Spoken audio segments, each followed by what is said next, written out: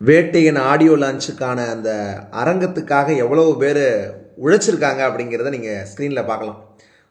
பல ஆயிரக்கணக்கான பேருடைய உழைப்பு.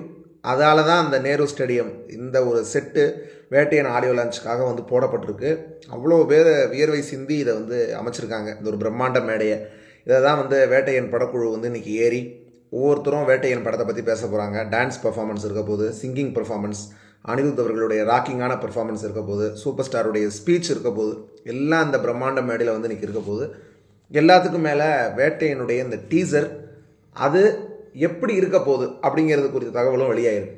கிட்டத்தட்ட 1 நிமிடம் 38 செகண்ட், 1.5 நிமிஷத்துக்கு மேலே அந்த வேட்டையனுடைய டீசர் இருக்க போகுது அப்படின்னும், அதில் வந்து மாஸ் விஷயங்கள் இருந்தாலும் முழுக்க முழுக்க படத்துடைய கண்டென்ட் என்ன, படம் எந்த மாதிரி ஜானர் படம் அது அப்படிங்கிறத சொல்கிற மாதிரி தான் அந்த டீசர் வந்து இருக்குமே தவிர, இதில் பெரிய அளவில் வந்து சூப்பர் ஸ்டாருடைய வழக்கமான பட டீசரில் இருக்கிற மாதிரி பஞ்ச் டைலாக்ஸ் அதெல்லாம் வந்து அதிகமாக வந்து இருக்காது.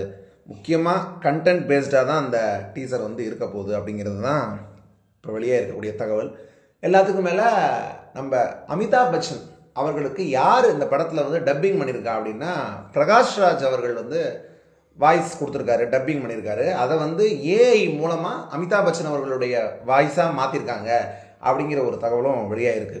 உண்மையாகவே ஏஐ வந்து இப்போ மிகப்பெரிய அளவில் திரைப்படங்கள்லேயும் பலனளிக்குது. இது மாதிரி டப்பிங் சார்ந்த விஷயங்கள், ஒரு குறிப்பிட்ட ஒரு வாய்ஸை கொண்டு வர்றதுக்கு, இது எல்லாத்துக்கும் ஏஐ வந்து இப்போ மிகப்பெரிய அளவில் ஹெல்ப் பண்ண ஆரம்பிச்சிருச்சு. இது உண்மையாகவே சினிமா துறைக்கு இது ஒரு மிகப்பெரிய ஒரு பலம், ஆர்டிஃபிஷியல் இன்டெலிஜென்ஸுடைய இந்த ஒரு வளர்ச்சி அப்படிங்கிறது. அது மூலமாக பிரகாஷ் ராஜ் அவர்களுடைய அந்த வாய்ஸ்லேருந்து அதை அப்படியே மாற்றி நமக்கு அமிதாப் பச்சன் அவர்களுடைய ரியல் வாய்ஸை தமிழில் வந்து கொடுக்க போகிறாங்க. நிச்சயமாக அது ஒரு நல்ல ஒரு அணுகுமுறையாக இருக்கும் பார்ப்பதற்கும் தேட்டரில்.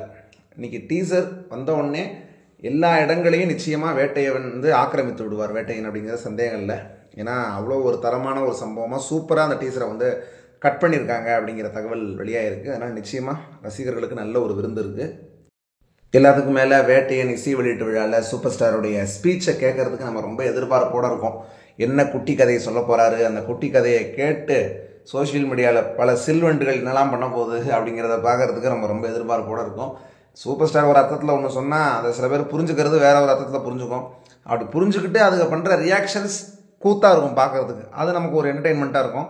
அது வகையில் சூப்பர் ஸ்டார் மோட்டிவேஷனலாக என்ன சொல்ல போகிறாரு, குட்டி கதை என்ன சொல்ல போகிறாரு, வேட்டையன் படத்தை பற்றி என்ன சொல்ல போகிறாரு, எல்லாத்தையும் நீங்கள் வந்து பார்க்க போகிறோம், என்ஜாய் பண்ண போகிறோம். அதனால் டீசர், அதுமாதிரி வேட்டையன் ஆடியோ லான்ச், சூப்பர் ஸ்டாருடைய ஸ்பீச் எல்லாத்துக்காகவும் நீங்கள் எவ்வளோ வெயிட் பண்ணுறீங்கிறத கீழே கமெண்ட்ஸில் சொல்லுங்கள்.